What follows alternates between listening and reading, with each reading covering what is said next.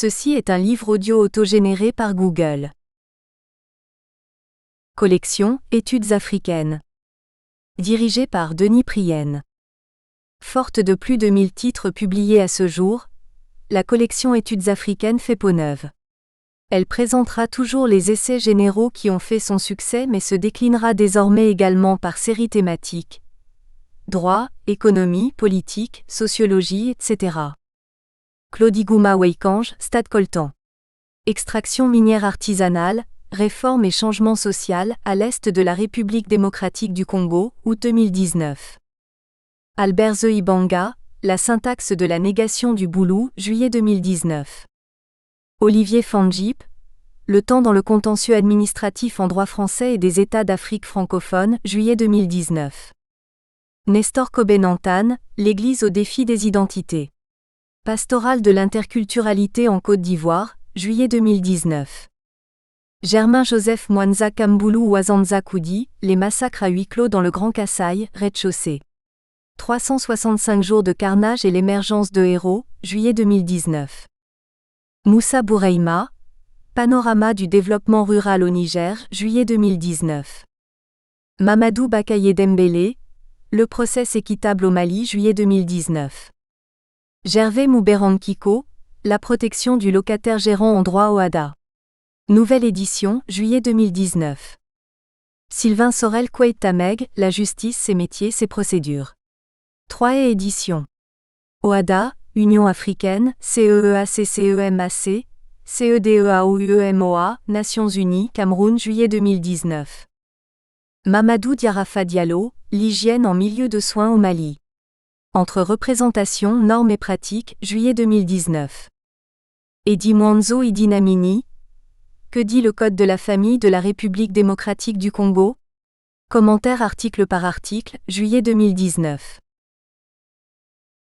Dans tous les pays du monde, l'administration envahit de plus en plus presque toute la vie et parfois même l'intimité des citoyens. En effet, par sa généralité et la puissance de son intervention, l'organisation administrative intéresse au plus haut point toutes les catégories de citoyens, puisqu'elle se lie intimement à tous les actes de leur vie publique et privée. Samson Dossoumon. Réflexion sur le contrôle juridictionnel de l'administration dans les pays en voie de développement d'Afrique francophone. Revue béninoise de sciences juridiques et administratives, RBSJA, numéro 5, juin 1985, page 2. NB.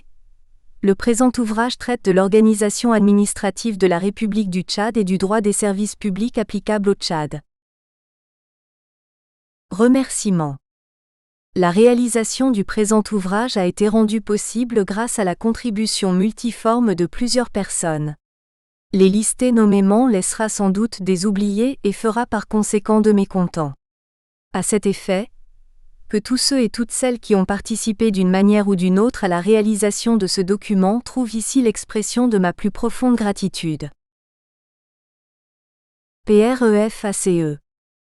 Mener une réflexion sur l'administration publique tchadienne à l'ère de sa 4e République, me semble-t-il, pose plus d'interrogations que de réponses, et inspire mon appréhension qui est évidemment celle d'un regard scientifique et précisément juridique sur la mutation du droit public tchadien qui tente de se décloisonner.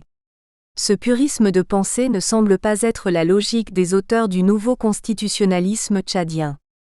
Ce qu'ils dénomment régime présidentiel intégral est, d'un point de vue juridique, un système et non un régime, même si le Tchad est à la recherche de son propre modèle pour rompre avec le mimétisme juridique largement décrit par les grands auteurs contemporains.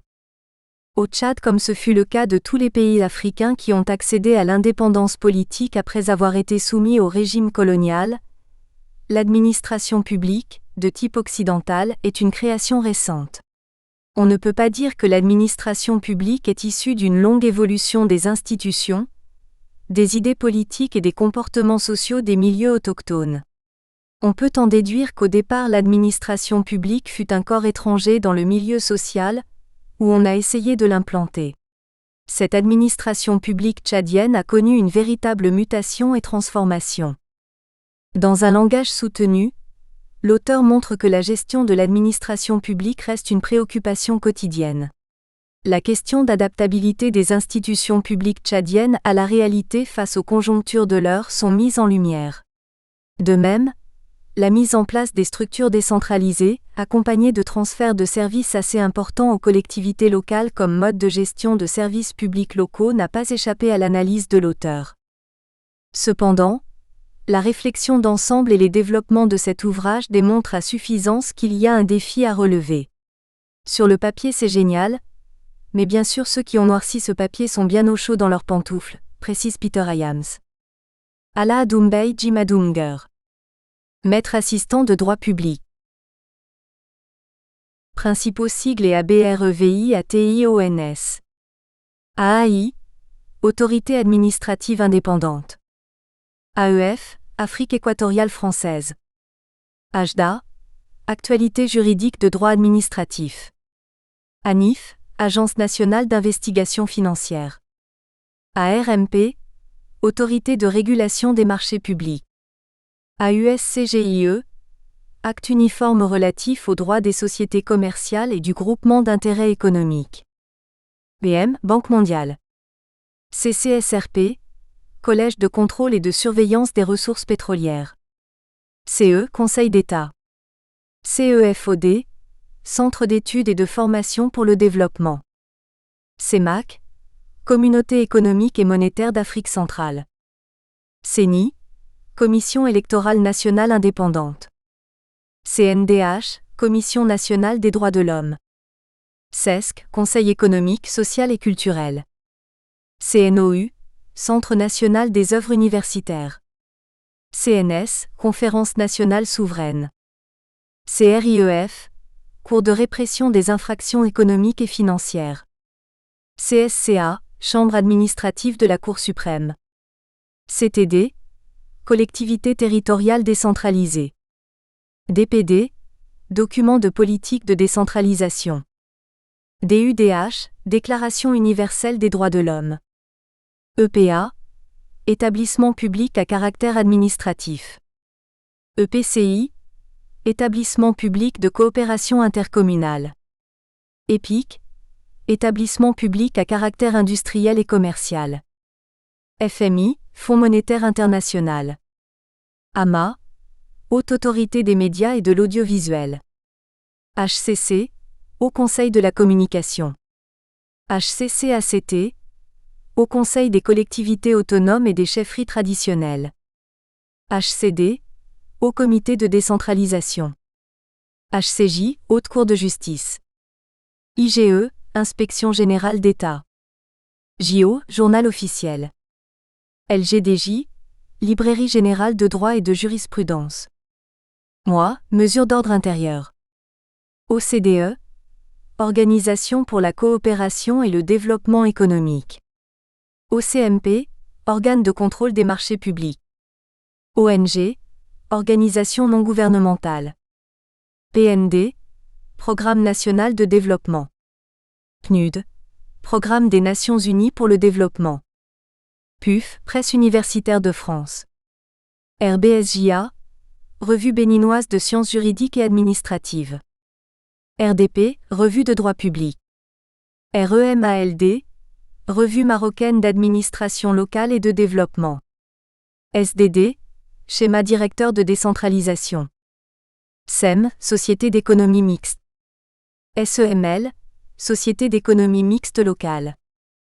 SPA, Service public administratif. SPIC, Service public industriel et commercial. SIVOM, Syndicat intercommunal à vocation multiple.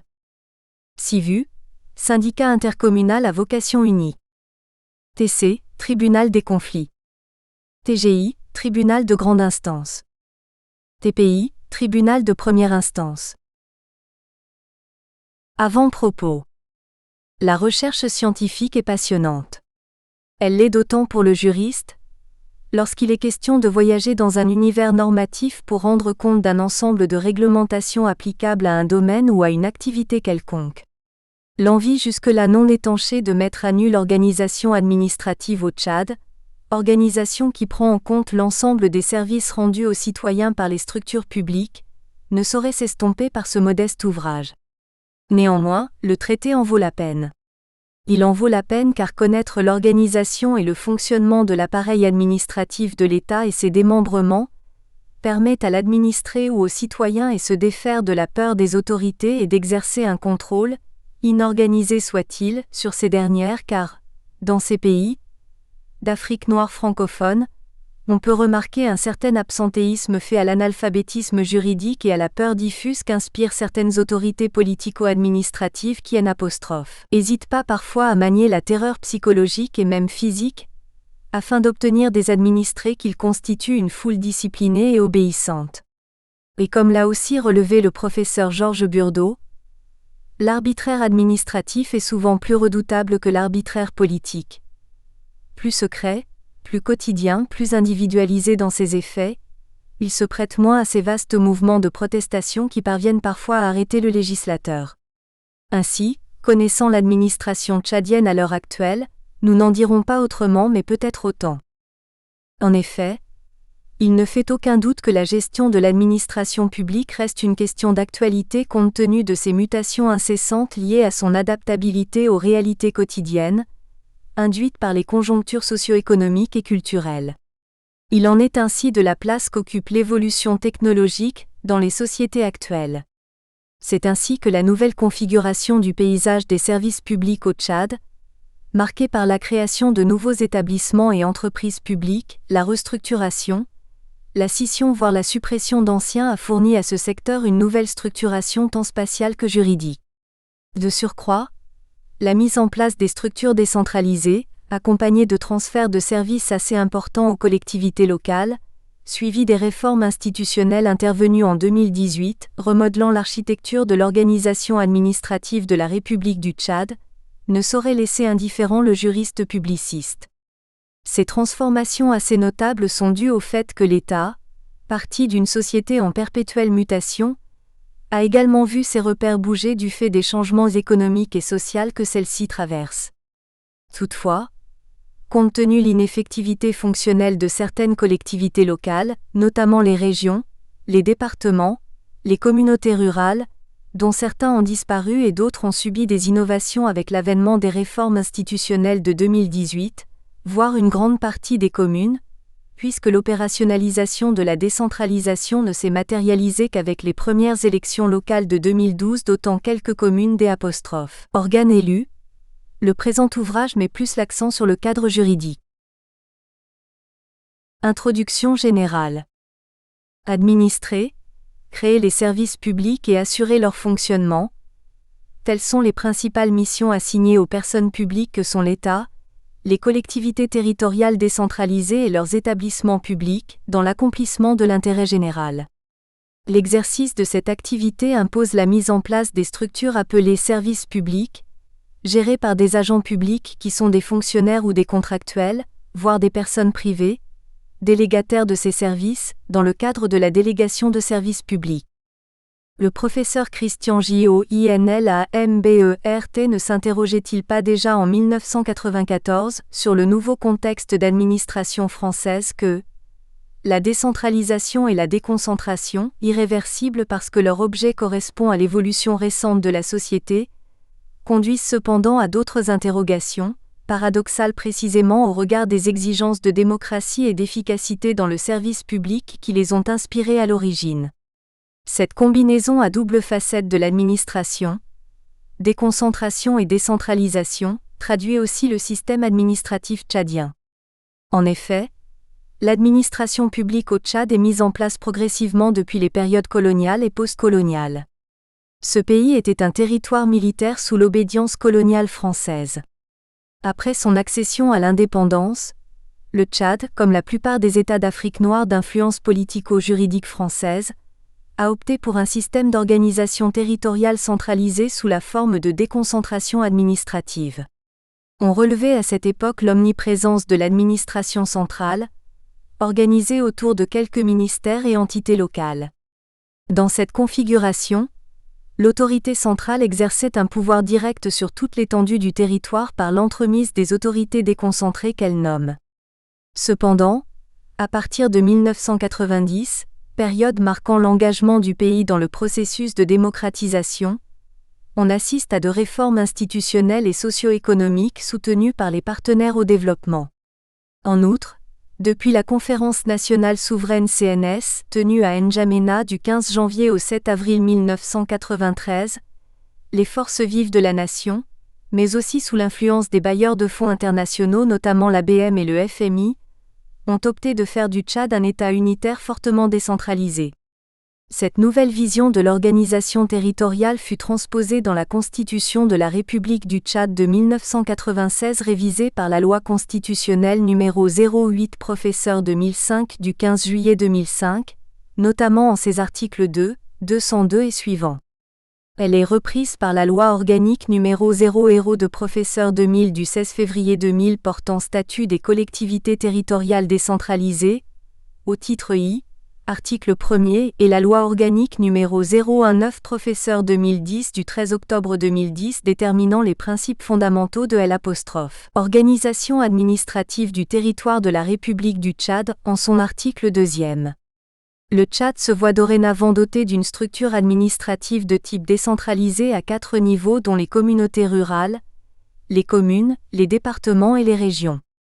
Et depuis cette date, on assiste à un foisonnement de l'arsenal juridique en matière de décentralisation émanant aussi bien du législateur que de l'exécutif, jusqu'à ce que soient initiées en 2016 puis concrétisées en 2018, des réformes institutionnelles qui ramènent à 2, le nombre de collectivités locales, dites collectivités autonomes, à savoir les provinces et les communes.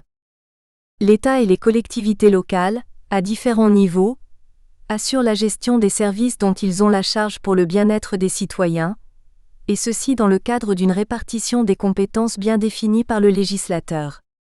Ces entités s'occupent d'une part, par la mise en place de différentes structures, de tout ce qui relève de l'activité publique désintéressée, notamment le bon ordre ou l'ordre public pour lequel elles interviennent par voie réglementaire ou en posant des actes matériels. D'autre part, elles se comportent tel un industriel ou un commerçant réalisant des bénéfices. Ils créent donc des services publics dans l'intérêt des populations, car le besoin d'intérêt général est satisfait grâce à l'activité du service public. Ces différentes activités parsemées et gérées par les différentes personnes publiques nécessitent pour le bénéfice d'une cohérence, une certaine coordination. Cette coordination se noue entre les services relevant de l'État et ceux des collectivités locales. Mais aussi, peuvent survenir des relations de type conflictuel pour lesquelles les modes de résolution semblent attirer la curiosité. En effet, administration publique et services publics sont soumis à certains principes quant à leur organisation et leur fonctionnement. Ils obéissent à des règles qui les définissent. Conformément au principe de légalité, mieux encore, celui de juridicité qui signifie que l'État ou l'administration de manière générale est soumise aux règles de droit, l'activité administrative est susceptible de contestation devant le juge lorsqu'elle est préjudiciable aux usagers ou aux tiers. Cette contestation peut provenir des dérives de l'autorité administrative, vu les prérogatives dont elle jouit pour rendre efficace son activité. Dans ce cas, l'administration doit être efficace sans écraser les citoyens qui devraient être bénéficiaires de ses activités, car dans tous les pays du monde, l'administration envahit de plus en plus presque toute la vie et parfois même l'intimité des citoyens.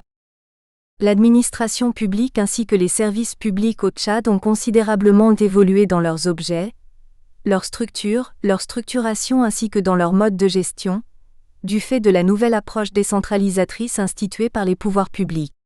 Il serait donc d'un intérêt capital de comprendre la manière dont ces activités sont structurées et gérées à l'ère actuelle, sans faire fi des failles qu'elles comportent. Au demeurant, il n'y a pour l'exposé d'une matière qu'un bon plan, celui dans lequel chaque chapitre s'appuie sur les connaissances acquises dans les chapitres antérieurs et n'anticipe pas sur les développements suivants.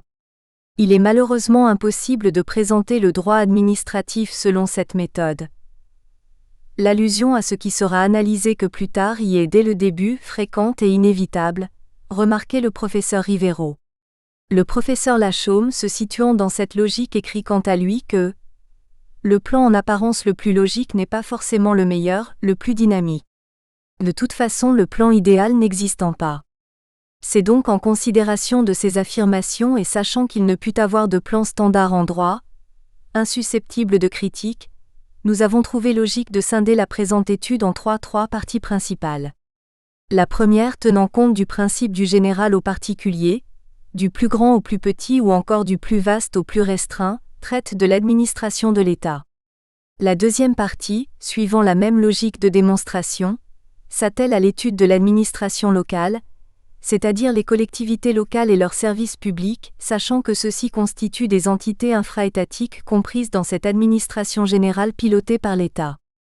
La troisième partie enfin, traite des relations entre ces différentes administrations au sein de l'État, le tout chapeauté par un chapitre introductif consacré aux généralités sur l'administration publique et les services publics. Chapitre introductif. GENERALITES sur l'administration publique et le service public. Traiter des généralités sur l'administration publique et le service public serait une aventure difficilement réalisable. Puisque l'administration, c'est tout un ensemble de détails. Néanmoins, cerner certains de ces détails et les traiter est possible. C'est à cet effet que le présent chapitre introductif traitera d'abord de la notion de l'administration, en lui consacrant des définitions, en étudiant ses caractères, actes et les différents contrôles auxquels elle est soumise. Ensuite, sera étudiée la notion de service public à travers ses éléments de définition et ses grands principes. Sera étudié également le lien entre l'administration publique et le service public. Enfin, nous terminerons par la notion de décentralisation en la définissant puis en faisant un bref historique de son avènement en Afrique noire francophone et sa consécration au Tchad à l'ère actuelle. Section 1. La notion de l'administration. La notion d'administration nécessite pour son appréhension une définition, la connaissance de ses caractères, la nature des actes qu'elle accomplit ainsi que les contrôles multiformes dont elle est l'objet. En effet, cette notion d'administration a fait l'objet de débats doctrinaux, surtout au cours du XXe siècle. Avant que l'on ne retienne son acception actuelle par le droit positif, il importe de s'arrêter un tant soit peu sur ces débats ne serait-ce pour aborder les trois théories phares dégagées par Raymond Carr de Malberg.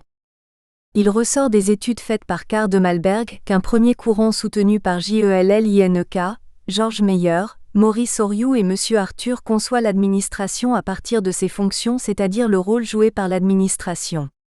Raison pour laquelle M. Arthur argue que administrer consiste à pourvoir par des actes immédiats, incessants à l'organisation et au fonctionnement des services publics.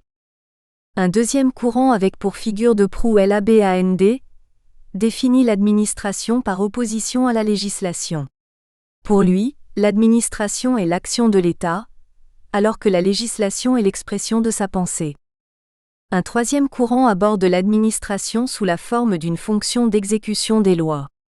Montesquieu et Rousseau sont les défenseurs de cette approche. Rousseau affirme que dans l'activité du corps social, les actes de volonté sont ceux qui relèvent du législatif et des actes physiques permettant de réaliser la volonté de l'administration. Somme toute, l'on retient de ces débats que l'administration est une activité. Il s'agit de l'approche fonctionnelle ou matérielle de la notion. Cependant, en plus de cette approche, l'administration est aussi une institution, un ensemble de moyens comprenant notamment les moyens humains et matériels. Il s'agit dans ce cas-là de l'approche organique. Paragraphe 1. La définition de l'administration publique. De son origine latine administrar qui veut dire servir, le terme administration désigne au sens du droit administratif et du droit constitutionnel une fonction de l'État qui consiste, sous l'autorité du gouvernement, à assurer l'exécution des lois et le fonctionnement continu des services publics. C'est aussi un ensemble de services et d'agents groupés sous l'autorité des ministres. On parle en ce sens de l'administration d'un pays, ou plus spécifiquement ceux placés sous une même direction pour l'exécution d'une tâche administrative déterminée. Ainsi parle-t-on de l'administration de l'éducation ou de l'administration de l'équipement. Le doyen Georges Vedel en donne une définition selon laquelle l'administration est l'ensemble des activités qui, sous l'autorité ou le contrôle du gouvernement, tendent au maintien de l'ordre public et à la satisfaction des besoins d'intérêt général. L'administration renvoie tout d'abord à une activité. Une activité qui consiste à poser des actes. Ces actes, selon la nécessité du service, peuvent être des actes juridiques à caractère unilatéral, c'est-à-dire des décisions prises par l'autorité administrative et qui s'imposent aux tiers sans leur consentement et ayant un caractère exécutoire, ou des actes contractuels, lorsque l'autorité administrative s'entend avec une personne physique ou morale pour l'exécution d'un service. Il peut aussi s'agir d'actes matériels pour lesquels l'accomplissement nécessite le déploiement des agents de l'administration sur le terrain. Tel est le cas d'une intervention de la police, de la construction d'un ouvrage ou encore d'une opération de lotissement. L'administration renvoie donc à une activité mais exercée sous l'autorité ou le contrôle du gouvernement. Ainsi, les activités des personnes privées, à moins qu'elles soient investies de la puissance publique ou des activités d'utilité publique, ne sont pas des activités administratives au sens du droit administratif. L'épithète public vient donc renforcer la clarification sur cet aspect. Mais il faut aussi noter que toute activité exercée sous l'autorité ou le contrôle du gouvernement ne relève pas de l'administration publique. Tel est le cas des actes relatifs à la fonction législative, des actes relevant de la diplomatie, des actes relatifs à l'exercice de la fonction juridictionnelle et les actes dits de gouvernement. De surcroît, il faut retenir que les actes des partis politiques n'entrent pas dans le cadre de l'activité administrative. L'administration renvoie alors à une activité exercée sous l'autorité ou le contrôle du gouvernement, mais ayant pour but le maintien de l'ordre public, la satisfaction de l'intérêt général. Ce dernier signifie les besoins et intérêts individuels et collectifs de tous les citoyens. Cela, intérêt général, peut exprimer les besoins d'une collectivité. Cela peut aussi ne désigner que les besoins d'une partie de la collectivité, mesures en faveur des étudiants, des handicapés, etc. On doit donc avoir une approche non plus quantitative, mais qualitative de l'intérêt général. L'ordre public et la satisfaction de l'intérêt général sont donc les finalités de l'administration publique. Prise sous l'angle organique, l'administration publique est un ensemble de personnes physiques et ou morales participant à l'organisation administrative, en même temps que les moyens matériels mis en œuvre à cette fin. L'administration est en fin de compte l'ensemble des personnes, structures et activités, en tant que services publics généraux relevant de l'État ou d'une collectivité territoriale ou exercés en leur nom ou pour leur compte. Ainsi, l'administration publique renvoie tout simplement à la gestion des affaires publiques, gestion qui peut être assurée par les agents de l'administration elle-même ou déléguée à des personnes privées qui doivent agir pour son compte dans le but de satisfaire les besoins de la communauté concernée. C'est dans cette optique qu'on s'accorde avec Christophe Guettier que l'administration est une structure générale qui regroupe des personnes de droit public et de droit privé pour gérer les affaires publiques. Elle a deux fonctions essentielles. Une fonction de réglementation, l'ordre public, qui peut être autonome ou liée à l'exécution des lois et une fonction de prestation, satisfaction de l'intérêt général, qu'elle accomplit par le biais des services dont elle assure la gestion. Paragraphe 2. Les caractères et actes de l'administration publique. Les caractères de l'administration se lisent à travers ses actes. De ce fait, l'administration a d'abord un caractère écrit. Cependant, certains de ces actes peuvent être verbaux. Et dans beaucoup de cas, le silence de l'administration peut constituer un acte tacite d'acceptation ou de rejet faisant naître des droits et obligations. A. Le caractère écrit. L'administration a en principe un caractère écrit. Ceci voudrait dire que les actes pris dans l'exercice de la fonction administrative sont en principe écrits. L'intérêt d'un tel caractère se justifie par le souci de traçabilité et de clarté qui commande les actions des personnes publiques. Il se justifie aussi par le fait que les actes de l'administration sont pour la plupart créateurs de droits et obligations à l'égard des administrés, ou encore modifient l'ordonnancement juridique, surtout s'agissant des décisions exécutoires susceptibles de contestation devant le juge administratif. L'acte écrit reste donc un élément essentiel pour une bonne administration.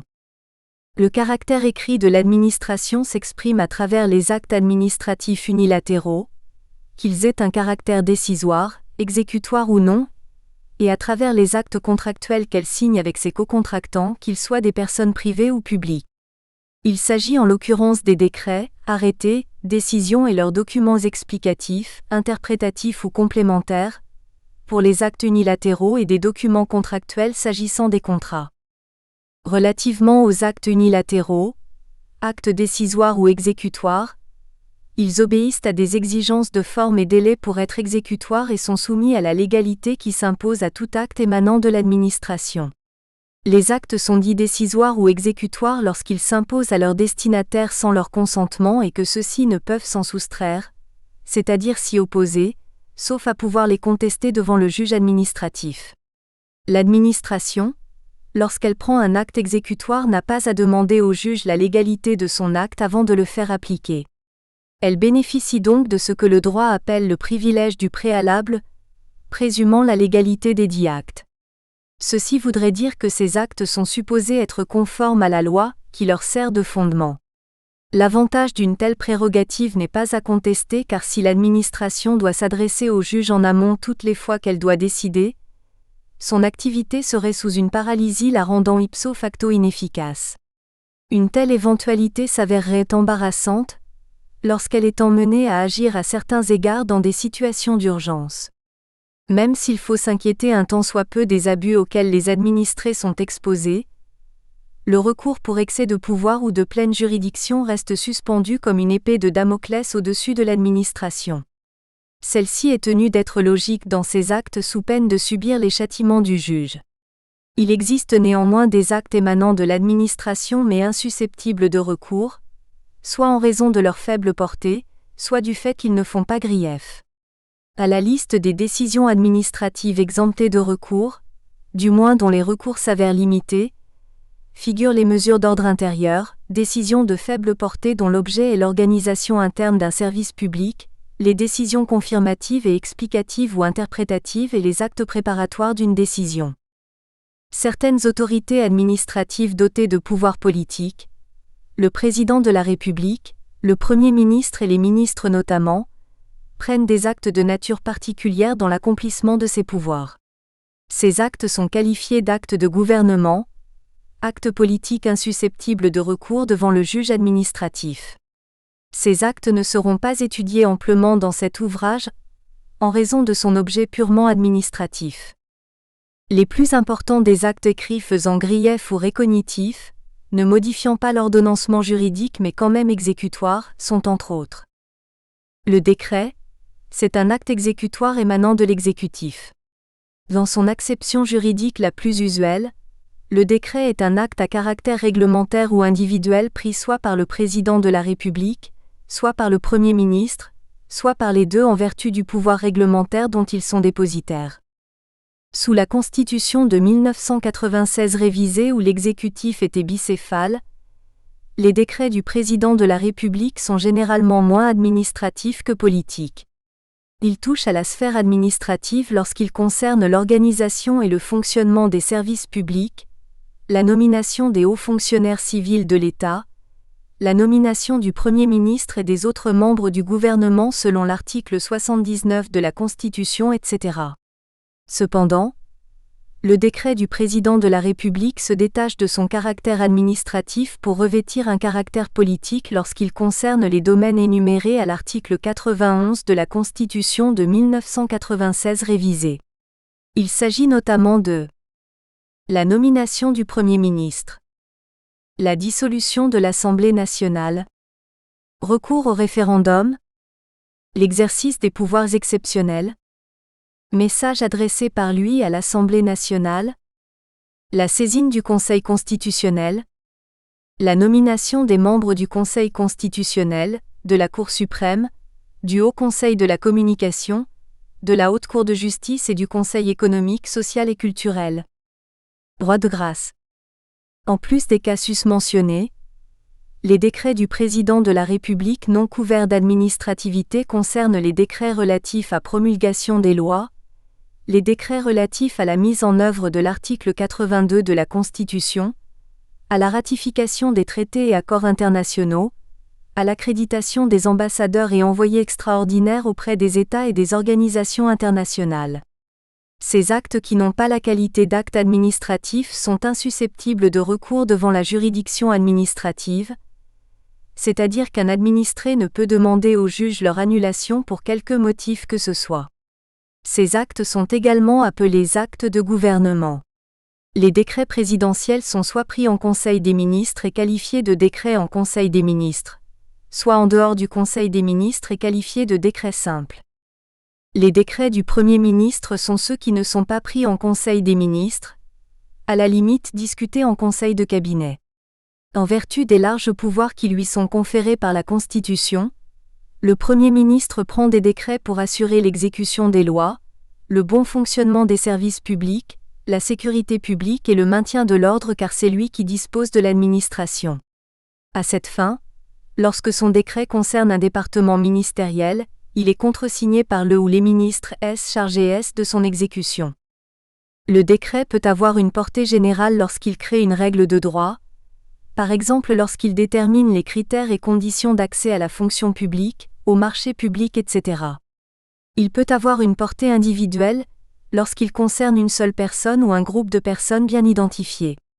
C'est l'exemple d'un décret portant nomination ou avancement d'un fonctionnaire, ou encore d'un décret allouant des avantages et titres spécifiques de personnes en vertu de leurs actes. Les décrets les plus importants sont ceux pris en Conseil des ministres, car ils concernent les domaines les plus importants de la vie administrative et sont signés par le chef de l'État. Toutefois, il convient de rappeler que les décrets du Premier ministre et les décrets simples ne sont pas aussi des moindres et constituent le mode le plus fréquent d'exercice du pouvoir réglementaire. Compte tenu de leur motif d'édiction, les décrets peuvent revêtir plusieurs formes. Ainsi, l'on peut citer les décrets autonomes qui ne relèvent pas du domaine de la loi et créent eux-mêmes une situation juridique.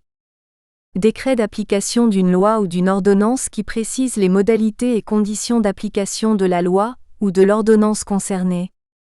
Décrets de répartition qui, après le vote des lois de finances, repartissent les crédits budgétaires alloués aux différents départements ministériels.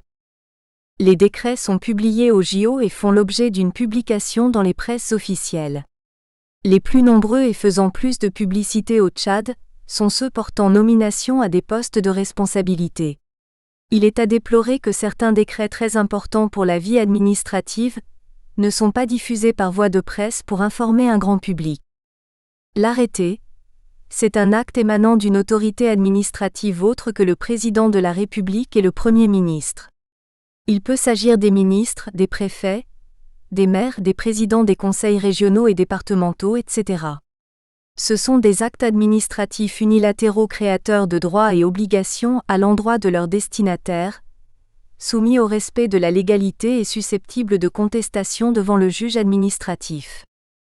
Il existe des arrêtés signés conjointement par deux ou plusieurs autorités, notamment les arrêtés interministériels lorsqu'ils interviennent dans les domaines de deux ou plusieurs ministres. Il existe aussi des arrêtés signés par plusieurs préfets, s'ils concernent différents départements. Comme le décret, l'arrêté est soumis à des visas qui citent ou rappellent les textes qui les fondent, les textes dont ils puisent leur légalité. Ensuite vient le dispositif précisant le contenu de l'acte et ses effets juridiques. À l'instar du décret, l'arrêté peut être réglementaire ou individuel. Il est inférieur au décret dans la hiérarchie des normes juridiques dont il vient juste après. Ainsi, on parle de l'arrêté ministériel lorsqu'il émane du ministre, de l'arrêté interministériel lorsqu'il est décidé par deux ou plusieurs ministres, de l'arrêté préfectoral lorsqu'il émane du préfet, de l'arrêté municipal lorsqu'il émane du maire, de l'arrêté du président du conseil départemental ou régional, etc. L'arrêté permet aux exécutifs locaux d'exécuter les délibérations de leurs organes délibérants. Quant au ministre, il lui permet d'exécuter un décret ou une ordonnance. Sous peine de nullité, les décrets et arrêtés sont visés par le secrétaire général du service concerné et dûment signés par leurs auteurs. Pour la plupart, ils doivent être motivés surtout lorsqu'ils sont défavorables aux destinataires afin de donner les raisons ayant conduit leurs auteurs à les édicter. À côté de ces actes décisoires existent encore d'autres actes non décisoires donnant à l'administration le caractère écrit. Ils se distinguent des premiers par le fait qu'ils n'ont pas vocation à créer ou modifier une situation juridique. Il s'agit des actes non créateurs de droits et obligations vis-à-vis des administrés, car ne faisant pas grief. Pour cette raison, ils ne sont pas susceptibles de recours juridictionnel, à moins qu'exceptionnellement, ils dérogent à leur caractère normal pour imposer de charges ou conférer des droits à l'égard des administrés. Aussi, s'ils portent manifestement atteinte aux libertés individuelles ou encore du fait de la gravité de la mesure. Leur rôle consiste à assurer le bon fonctionnement interne des administrations. Ils sont constitués de 3 principaux actes, notamment les circulaires, les directives, les mesures d'ordre intérieur, auxquels il convient de rajouter les actes préparatoires, notamment les avis, les consultations, les recommandations, les propositions, etc. Une circulaire, appelée aussi note de service ou instruction, est une communication par laquelle un supérieur hiérarchique fait comprendre à ses subordonnés ses intentions sur un point relatif à l'exécution du service, ou à l'interprétation d'une loi ou d'un règlement. Elle permet à une autorité administrative de commenter un texte législatif ou réglementaire déjà en vigueur, de l'interpréter et de déterminer la façon dont elle entend en faire application. Elles sont de 2 types. Il y a les circulaires interprétatives et les circulaires réglementaires. Les premières sont des actes non décisoires et obéissent aux critères propres aux actes non décisoires. Les secondes par contre sont des véritables actes décisoires, car elles modifient l'ordonnancement juridique en créant des droits et obligations à l'égard des administrés. Pour cette raison, elles sont susceptibles de recours devant le juge administratif. Cette catégorie a subi des controverses car elle dépouille la circulaire de son acception originelle. Certaines autorités administratives en abusent pour prendre de véritables actes administratifs. Et même pour ce qui concerne les circulaires interprétatives, le Conseil d'État français permet le recours à leur encontre lorsqu'elles ont un caractère impératif car faisant grief. Les circulaires sont couramment utilisées par les ministres pour l'organisation et le fonctionnement de leurs services.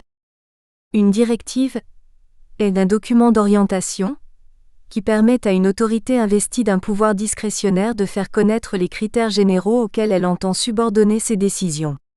Elle a un caractère général et impersonnel et permet à un ministre, un chef de service, etc., de fixer une ligne de conduite dans un domaine où il dispose d'un pouvoir discrétionnaire. Une mesure d'ordre intérieur, est un acte non décisoire compte tenu de la faible importance des préjudices qu'elle cause aux administrés. Elle concerne exclusivement la vie intérieure d'un service ou d'une administration. Exemple, la répartition des étudiants en groupes de travaux, ou le transfert d'un détenu d'une cellule à une autre, ou encore l'attribution d'une unité d'enseignement à un enseignant du supérieur, etc.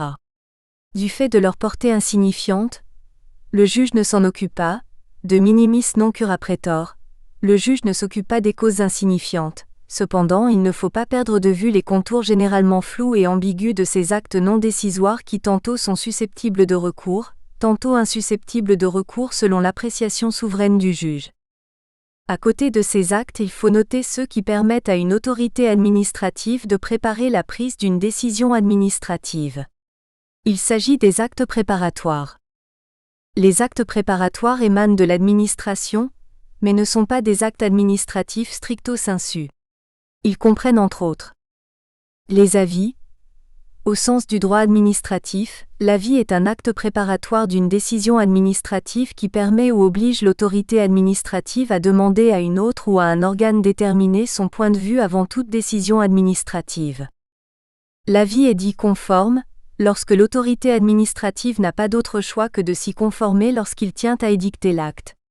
C'est le cas prévu à l'article 148 de la Constitution de la République du Tchad, s'agissant de la nomination des magistrats. Un avis conforme est avant tout un avis obligatoire. Il est dit obligatoire lorsque l'autorité administrative est tenue de solliciter l'avis mais peut ne pas s'y conformer. L'avis est aussi dit facultatif lorsque l'autorité administrative est libre de demander ou non le point de vue d'un organe. L'avis est donc le résultat d'une consultation, qu'elle soit obligatoire ou facultative, diligentée par une autorité administrative. Les recommandations. Le terme recommandation est plus utilisé en droit communautaire, où il est bien défini, qu'en droit administratif. En droit administratif dont il est question ici, il renvoie à un acte par lequel une autorité ou un organe fait des suggestions à un autre pour l'emmener à une prise de décision ou à mener une action. Elle renvoie aussi à des propositions. Les consultations. Le terme renvoie à des avis verbaux ou écrits que l'autorité administrative est censée recueillir quelquefois avant une prise de décision. Il s'agit d'un sondage. Ce procédé est de plus en plus encouragé dans la pratique administrative actuelle orientée vers la bonne gouvernance, car il permet de recueillir les points de vue des administrés avant la prise de décision. Elles permettent donc d'impliquer l'administré dans la prise de décision. L'écrit est aussi constaté dans les actes contractuels de l'administration. La plupart des contrats, sinon les plus importants, sont en forme écrite. Les contrats de l'administration, qu'ils soient privés ou administratifs, notamment les marchés publics, les délégations de services publics, concessions, gérance, régie intéressée, affermage, etc., les subventions, les garanties, le bail, les marchés ordinaires, etc., comportent un cahier des charges, document écrit qui détermine les conditions dans lesquelles le contrat doit être exécuté. Néanmoins, malgré la pléthore des actes écrits de l'administration, il existe des cas où cette dernière agit par actes verbaux. B. Les actes verbaux. L'administration peut agir par voie verbale, c'est-à-dire sur parole, et celle-ci peut produire des effets juridiques. Les actes verbaux renvoient essentiellement à la parole. On peut se poser par exemple la question de savoir si un communiqué radiodiffusé par lequel le service des cadastres demande à un particulier de se présenter à ses services est un acte verbal ou écrit. Même si le support du communiqué est écrit, le communiqué lui-même peut s'avérer acte verbal car l'autorité administrative emprunte la voix du journaliste pour s'adresser au destinataire du communiqué. L'acte verbal se constate dans les activités quotidiennes des autorités administratives. Il n'est pas soumis à un quelconque formalisme, pourvu qu'il produise des effets de droit. Tel est par exemple le cas d'un chef de service qui demande à son secrétaire d'accomplir un service, ou encore de manière générale, un ordre verbal donné à un agent par son supérieur hiérarchique pour l'accomplissement d'une tâche. C'est ainsi que par exemple un chef de service n'a pas besoin d'un décret ou d'un arrêté, sinon d'aucun document écrit pour demander à son planton d'aller retirer ou déposer un courrier dans un autre service. Les actes verbaux sont très fréquents dans la pratique contractuelle de l'administration. L'achat d'objets de faible montant par exemple entre dans cette catégorie. Et même pour certains contrats importants, l'acte verbal n'est pas forcément illégal ou irrégulier. Tel est le cas dans la jurisprudence du Conseil d'État français du 20 avril 1956, époux Bertin, d'un contrat par lequel l'administration confie verbalement aux époux Bertin le service public d'hébergement et d'alimentation des réfugiés soviétiques en instance de rapatriement en URSS. La haute juridiction administrative française reconnaît le caractère verbal d'un tel contrat et le qualifie d'administratif car portant sur l'exécution même du service public, ceci lui permettant de produire tous les effets d'un contrat administratif. Et même s'agissant des actes administratifs unilatéraux, l'acte verbal n'est pas exclu, même s'il s'avère inapproprié. Pour s'en convaincre, lors de la cérémonie de prestation de serment du tout premier gouvernement de la 4e République du Tchad, le président Idriss Déby Itno a nommé verbalement et sur place M. Mahamat Tahir Arozadi ministre de l'Aviation civile et de la Météorologie nationale alors que de telles nominations relevaient traditionnellement d'un acte écrit publié au JO, le décret en l'occurrence. À côté de l'acte purement verbal, certains actes gestuels peuvent avoir le caractère de décision administrative produisant des effets juridiques. C'est le cas par exemple du signe fait par un policier demandant à un motocycliste de s'arrêter, ou encore d'un carton donné par un arbitre au terrain de football, surtout lorsque cet arbitre est un agent de l'administration. Le silence de l'administration est lui aussi aujourd'hui plus que jamais considéré comme acte de l'administration produisant des effets juridiques sous certaines conditions. C'est le silence de l'administration. L'administration publique, en tant que personne morale, ne peut agir qu'en prenant des actes, terme qui renvoie à l'action à agir. Cette action revêt la forme juridique lorsqu'il s'agit d'actes sous forme écrite, caractérisés par les actes unilatéraux et contractuels vus ci haut, ou dans la mesure du possible, par des actes verbaux qui consistent pour l'administration à accepter, refuser ou ordonner une action. Cet acte peut aussi être matériel lorsque l'administration, par l'entremise de ses agents, procède à la réalisation d'une activité quelconque.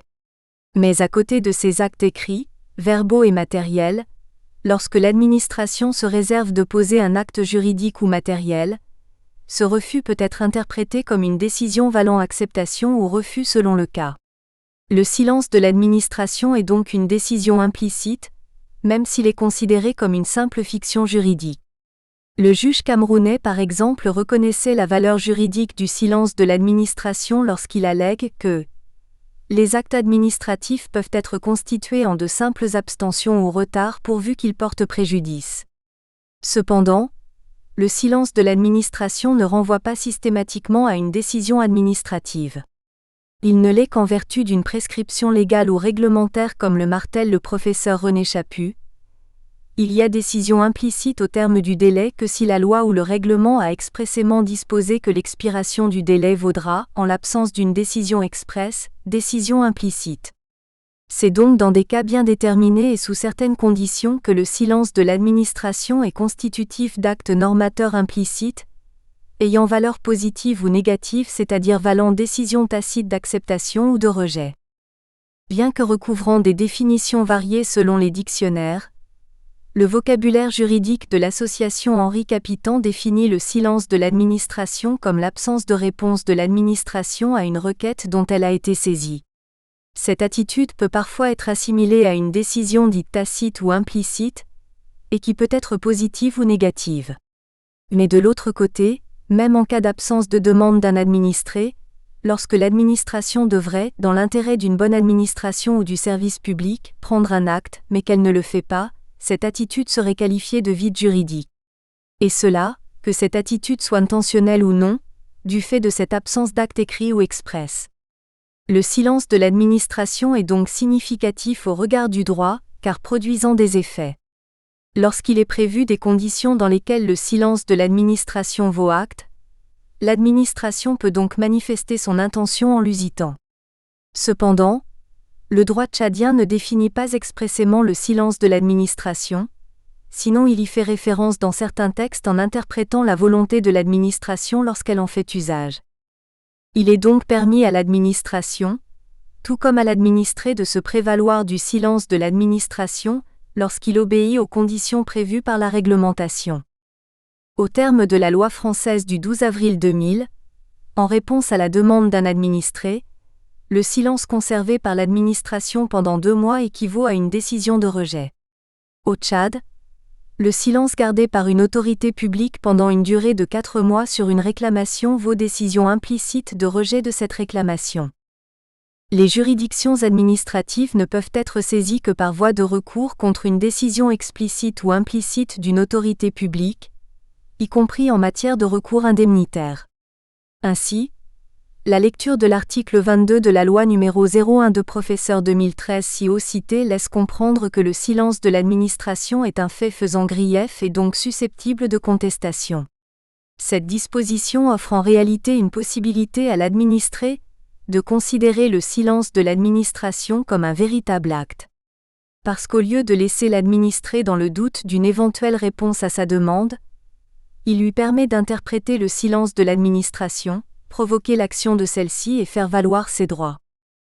Pour être valable et produire un effet, la demande de l'administré doit être adressée à l'autorité compétente, c'est-à-dire l'autorité administrative habilitée à examiner sa demande. En France, lorsque la demande n'est pas adressée à l'autorité compétente, le destinataire non compétent est saisi par erreur ou à tort doit la transmettre à l'autorité compétente. Mais à ce niveau aussi, il faut que la demande formulée ne soit pas incomplète.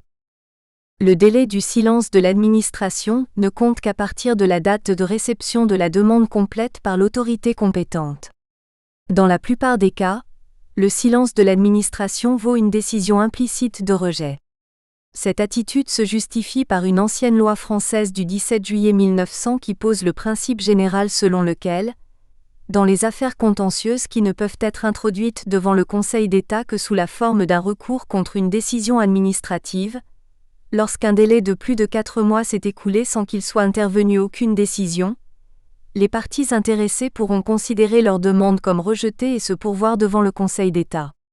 La loi française du 12 avril 2000 relative aux droits des citoyens dans leurs relations avec les administrations, à la suite de celle du 17 juillet 1900, pose le principe selon lequel la décision implicite équivaut à un rejet.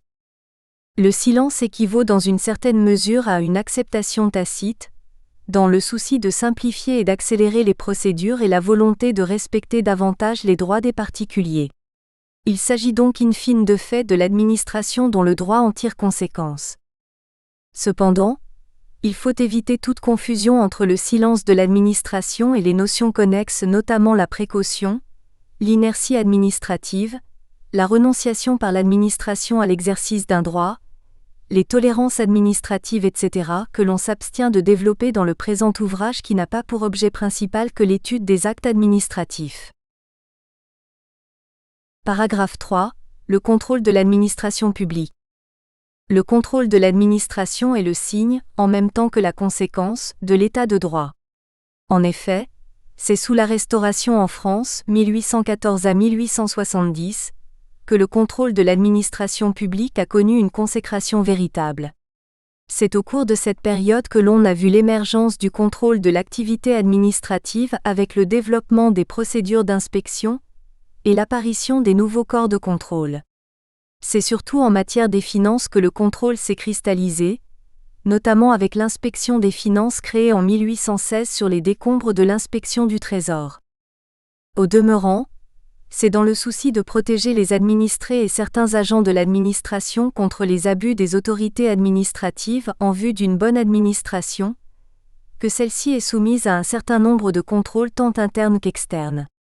Autrefois destiné à soumettre tout acte de l'administration à la légalité et aux objectifs politiques qui lui sont assignés, le contrôle de l'administration qui renvoie à la surveillance, à l'inspection, à l'investigation, etc., se tourne de plus en plus vers la recherche de sa performance.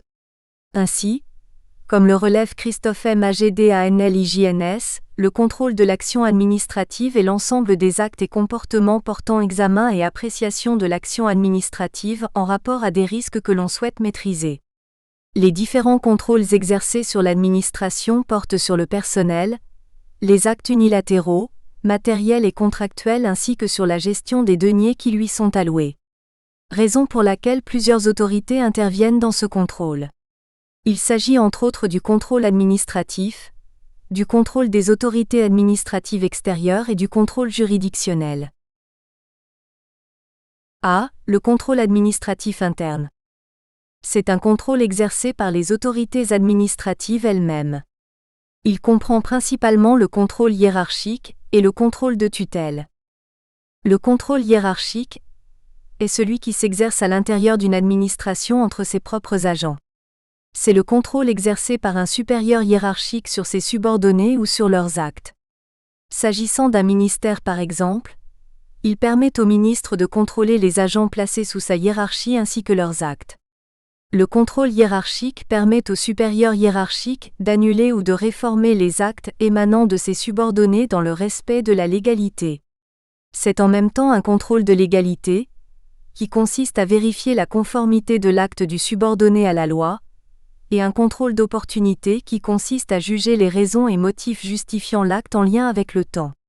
Et plus loin encore, il permet au supérieur de noter ou même de sanctionner les agents placés sous sa responsabilité. Le contrôle hiérarchique, au-delà du contrôle entre agents d'une administration, permet aussi à un organe supérieur de contrôler un organe lui étant soumis. Par exemple, le conseil municipal exerce un contrôle hiérarchique sur tous les services municipaux et le conseil des ministres sur tous les ministères. La tutelle administrative est quant à elle qualifiée de contrôle de tutelle par certains auteurs. C'est en effet l'ensemble des contrôles qui s'exercent soit sur une personne administrative décentralisée, soit même exceptionnellement sur une personne privée, ou encore l'ensemble des contrôles exercés sur l'activité d'une personne publique décentralisée ou de ses agents. Ce contrôle peut également s'étendre à certaines personnes privées collaborant à l'exécution d'une tâche d'intérêt général. Même si ces définitions classiques ne font pas mention de l'organe ou de l'autorité habilitée à exercer ce contrôle, elles semblent offrir la possibilité de déceler sur qui s'exerce la tutelle administrative. Le contrôle de tutelle s'exerce donc sur les collectivités locales et sur les personnes publiques et privées ayant la charge d'un service public.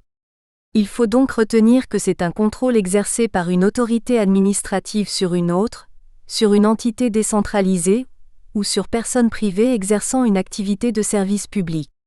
Il impose que certains actes des collectivités locales soient soumis à l'approbation de l'autorité de tutelle, notamment le représentant de l'État, qu'il s'agisse de délibérations, de décisions exécutoires ou de contrats.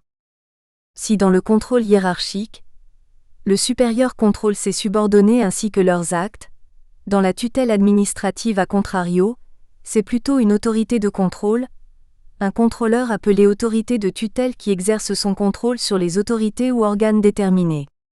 Ainsi, il faut donc que l'administration contrôlée soit décentralisée et que l'autorité de contrôle soit de niveau gouvernemental. On comprend donc aisément que la tutelle administrative est ce contrôle qu'exerce le centre sur les périphéries, en d'autres termes, l'État sur ses démembrements. La tutelle a pour objet les actes et même les agents décentralisés. Elle s'exerce également sur certaines personnes privées délégataires de services publics tels que les concessionnaires, les gérants de services publics, etc. Car la tutelle administrative nous paraît consister dans le droit de regard des autorités gouvernementales ou paragouvernementales sur les activités des administrations décentralisées et exceptionnellement sur les activités de personnes privées collaborant à l'exécution de tâches d'intérêt général. Dans la tutelle administrative, les administrations concernées par le rapport de tutelle sont non pas subordonnées l'une par rapport à l'autre, mais superposées. La tutelle administrative se distingue du contrôle hiérarchique, où l'on retrouve strictement la relation de supérieur à inférieur. Aussi, contrairement au contrôle hiérarchique qui s'exerce de plein droit sur les agents inférieurs et sur leurs actes, la tutelle ne peut s'exercer que dans des conditions déterminées par les textes. On s'accorde donc avec le professeur Rivero que un texte doit en poser le principe, désigner l'autorité qu'il exerce au nom de l'État, en fixer l'étendue, l'égalité ou opportunité, les procédés. En dehors ou au-delà des prescriptions légales, la tutelle s'arrête et la liberté reprend son empire. D'où les formules classiques, pas de tutelle sans texte, pas de tutelle au-delà des textes. La tutelle signifie approbation des actes, légalement énumérés, des entités décentralisées par l'autorité gouvernementale ou son représentant.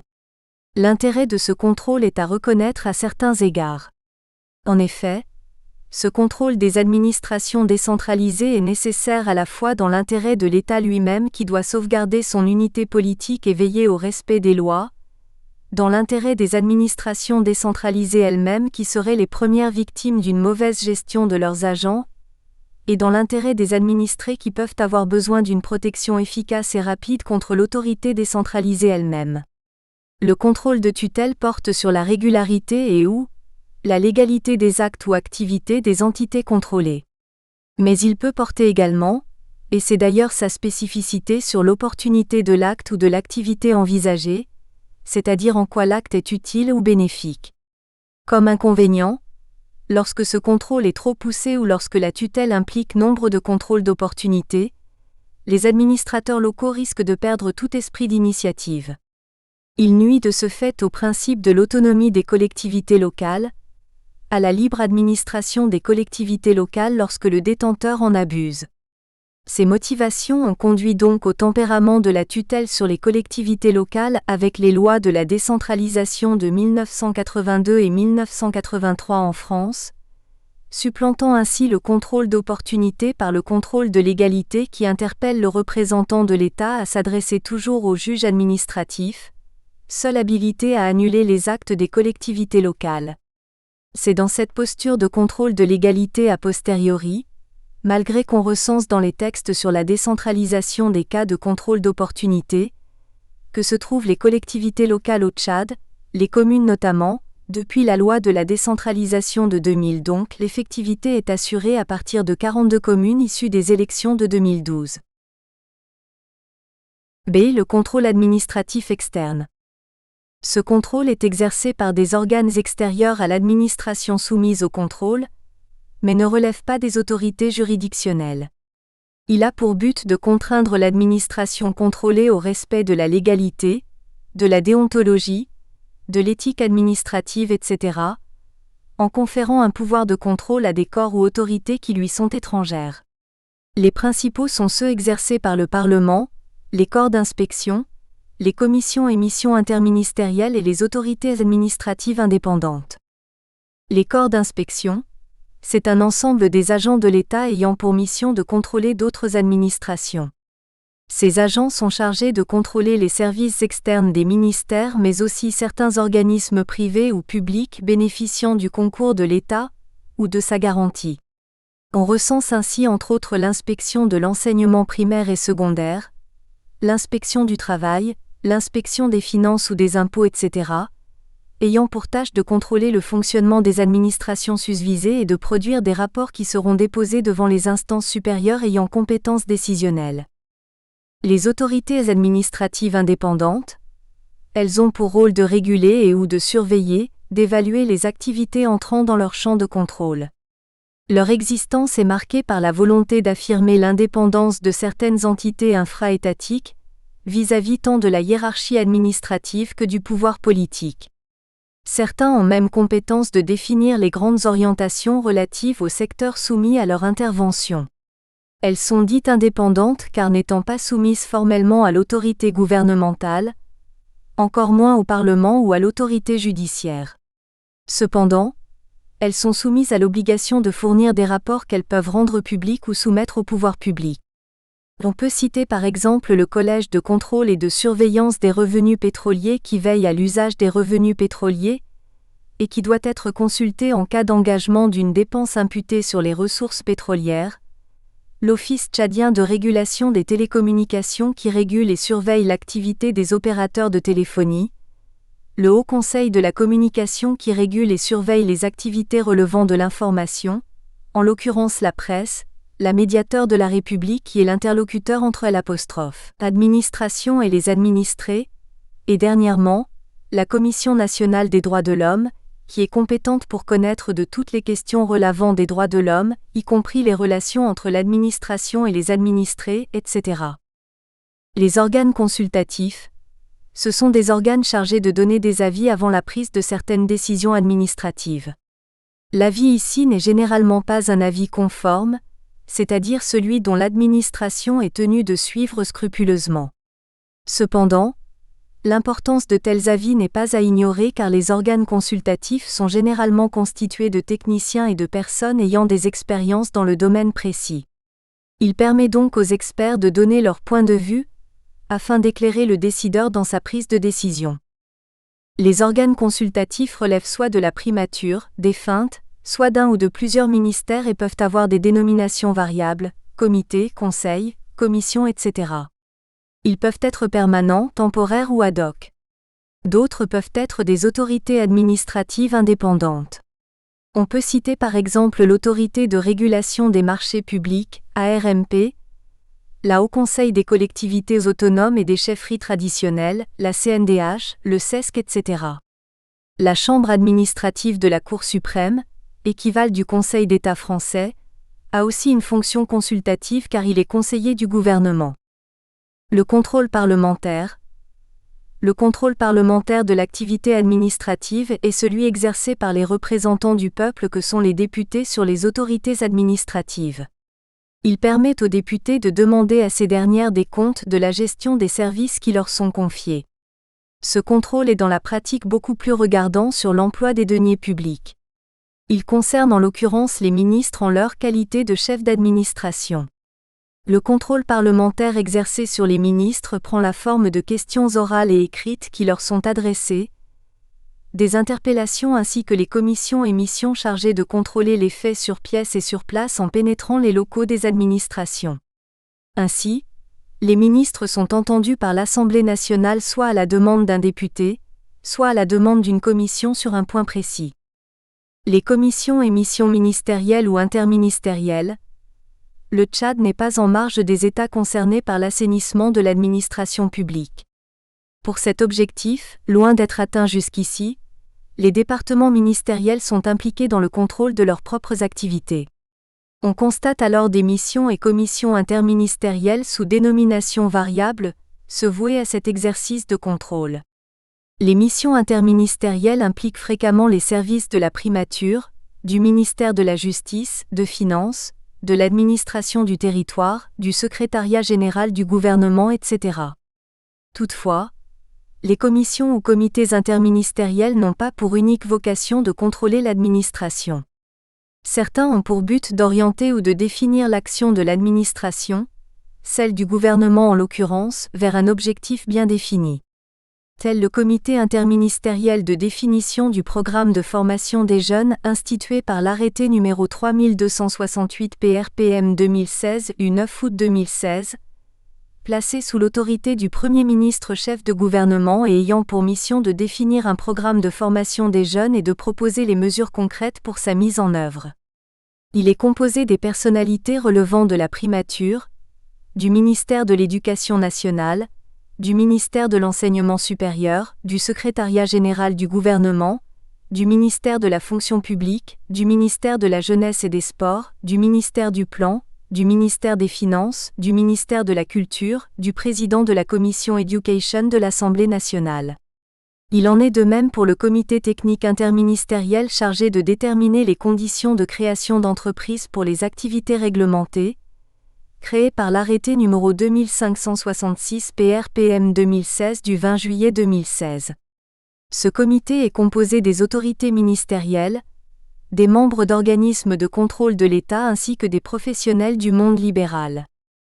En outre, depuis la création du ministère chargé de la moralisation et de l'assainissement public, qui est tantôt autonome, tantôt en fusion avec celui de la justice, le contrôle de l'administration portant sur les deniers publics ou la moralité administrative lui est confié.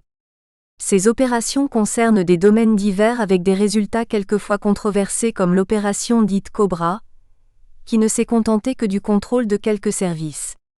Aussi, la commission dite SYGASPE, conduite par ce ministère a permis de nettoyer un peu soit-il la fonction publique au Tchad en débarrassant d'elle certains agents fictifs et certains agents dits doublons.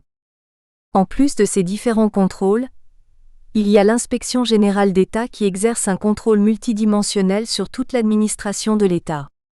Aussi, certains contrôles spécifiques viennent renforcer le dispositif, notamment le contrôle de l'ANIF par exemple, qui opère dans toute structure publique ou parapublique sur des questions financières.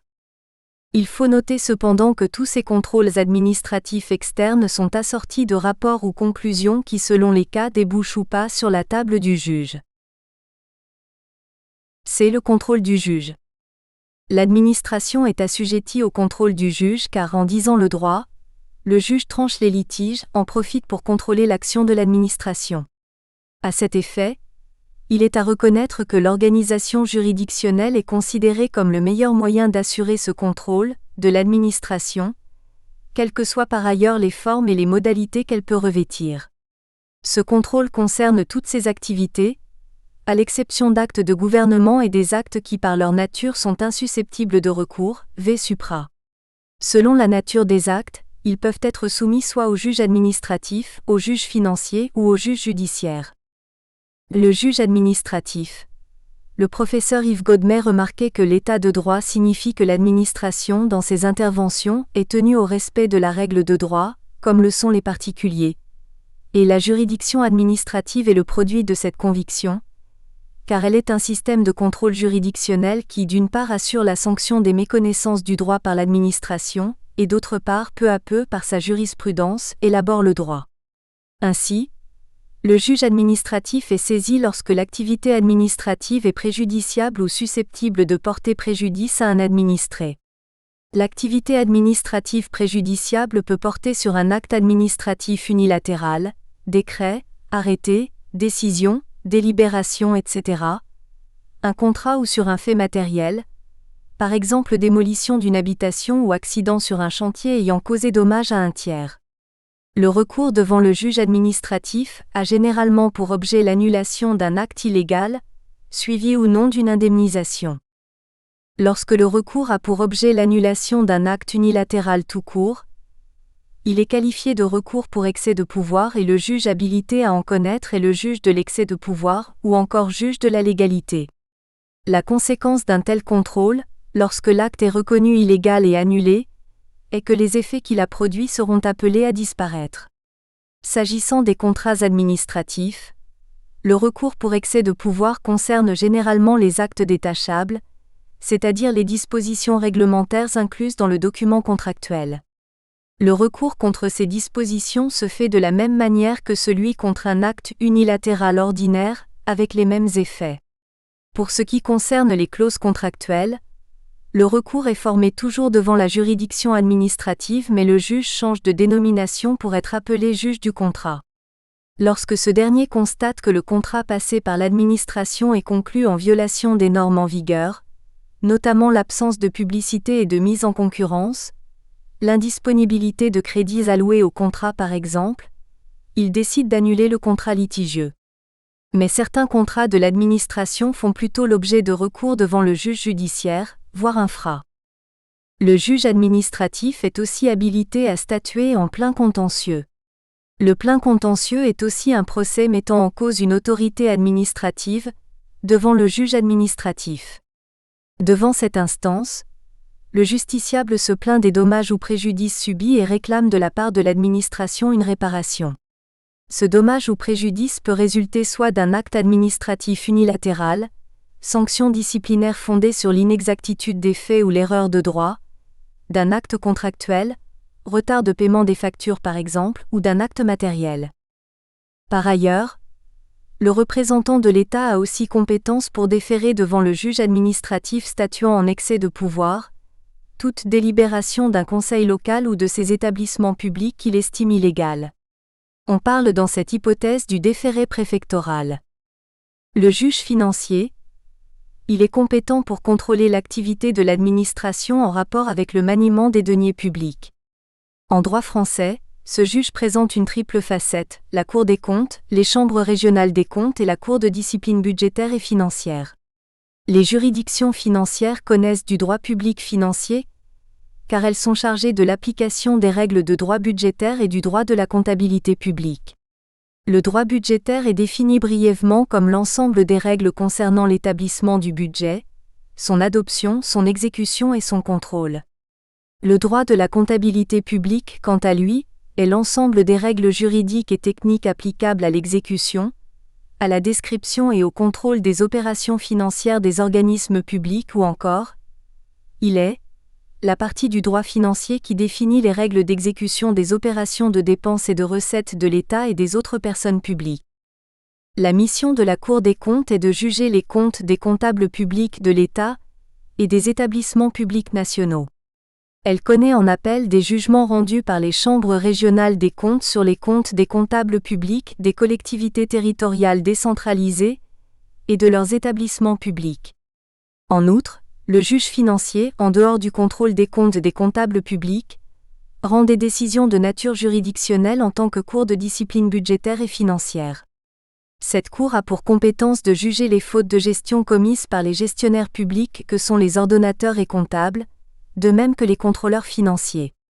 Les fonctionnaires ou agents publics justiciables devant la Cour de discipline budgétaire et financière sont passibles de sanctions pour des infractions aux règles relatives à l'exécution des recettes et des dépenses pour avoir procuré ou tenté de procurer, à autrui un avantage injustifié, pécuniaire ou en nature, entraînant un préjudice pour le Trésor, la collectivité ou l'organisme intéressé. Aussi, pour toute personne chargée de responsabilité dans une entreprise publique, d'avoir causé un préjudice grave à cet organisme, par des agissements manifestement incompatibles avec les intérêts de celui-ci, par des carences graves dans les contrôles qui lui incombaient, ou par des omissions ou négligences répétées dans son rôle de direction. Il est aussi reconnu au juge financier des attributions non juridictionnelles. Au Tchad, la juridiction financière a été exercée pendant longtemps par la Cour suprême, à travers la Chambre des comptes, avant d'être érigée en Cour des comptes, juridiction indépendante et autonome, puis ramenée à sa position initiale de Chambre des comptes de la Cour suprême suite aux réformes institutionnelles de 2018. En effet, c'est la loi organique numéro 017 Professeur 2014 portant organisation, attribution, fonctionnement et règles de procédure devant la Cour des comptes, qui régit et définit les mécanismes d'action de cette juridiction. En effet, selon l'article 2 de ladite loi, la Cour des comptes est la plus haute juridiction de la République en matière de contrôle des finances publiques. À cet effet, elle a pour mission essentielle de assister l'Assemblée nationale dans le contrôle de l'exécution des lois de finances, certifier la sincérité et la fidélité du compte général de l'État, Juger les ordonnateurs, les contrôleurs financiers et les comptables publics dans les conditions prévues par la loi. Contrôler la légalité financière et la conformité budgétaire de toutes les opérations de dépenses et de recettes de l'État. À ce titre, elle contrôle les irrégularités et fautes de gestion commises par les agents publics et fixe, le cas échéant, le montant du préjudice qui en résulterait pour l'État. Elle peut en outre prononcer des sanctions et évaluer l'économie, l'efficacité et l'efficience de l'emploi des fonds publics au regard des objectifs fixés, des moyens utilisés et des résultats obtenus, ainsi que la pertinence et la fiabilité des méthodes, indicateurs et données permettant de mesurer la performance des politiques et administrations publiques. Elle peut, à la demande du gouvernement et de l'Assemblée nationale, procéder à des enquêtes et analyses sur toute question budgétaire, comptable et financière. Nous espérons que vous avez apprécié cet aperçu. Pour continuer à écouter ce livre audio sur Google Play Livres, utilisez le lien dans la description de la vidéo.